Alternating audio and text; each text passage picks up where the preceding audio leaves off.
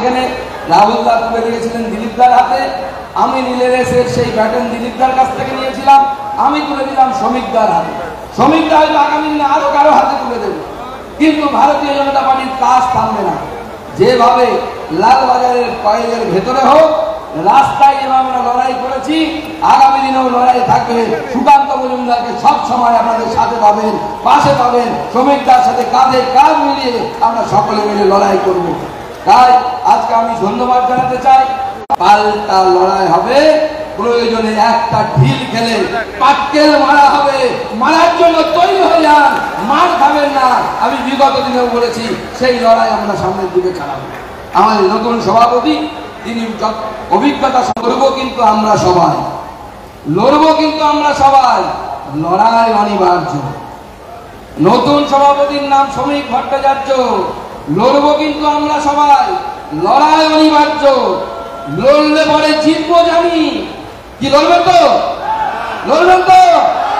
লড়লে পরে জিতবো জানি, নেই কোনো সংশয়। অধিকারী ভারত মাতা কি, ভারত মাতা কি, ভারত মাতা কি জয় শ্রীরাম, জয় শ্রীরাম।